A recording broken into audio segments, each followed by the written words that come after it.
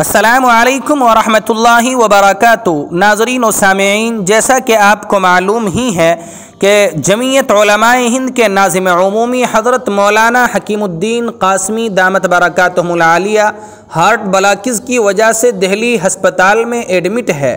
آج 12 اگست سن 2024 کو by pass surgery کے لیے ان کو 8:45 پر آپریشن تھیٹر لے جایا گیا تھا اور شام 4 بجے آپریشن تھیٹر سے باہر لایا گیا ہے۔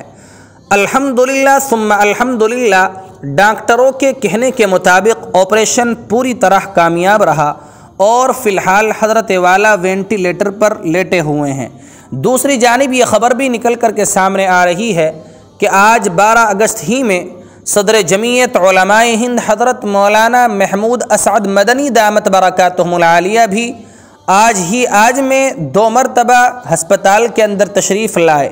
چنانچہ یہ خبر موصول ہوئی باوثوق طریقے سے کہ قائد جمعیت علماء ہند حضرت مولانا محمود اسعد مدنی 12 اگست دوپہر 12 بجے دہلی ہسپتال بغرض مزاج پرسی کے لیے پہنچے، جہاں آپ نے حضرت مولانا کے گھر والوں سے ملاقات کی اور علاج و معالجے کی تفصیلات معلوم کی۔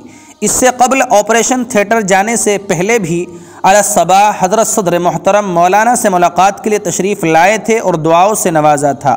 غور طلب بات یہ ہے کہ حضرت ناظم عمومی کے مکمل علاج کی نگرانی شروع دن سے خود حضرت صدر جمعیت حضرت مولانا محمود اسعد مدنی دامت برکاتہم العالیہ ہی فرما رہے ہیں۔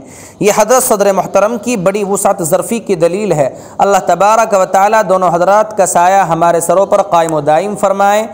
آپ یہ خبر سن رہے ہیں بزم تھانوی یوٹیوب چینل کے تاریخی پلیٹ فارم پر۔ اگر آپ کو ہمارا یہ چینل پسند آتا ہو تو چینل کو سبسکرائب ضرور کر لیں۔ شکریہ، جزاکم اللہ خیرا و احسن الجزاء۔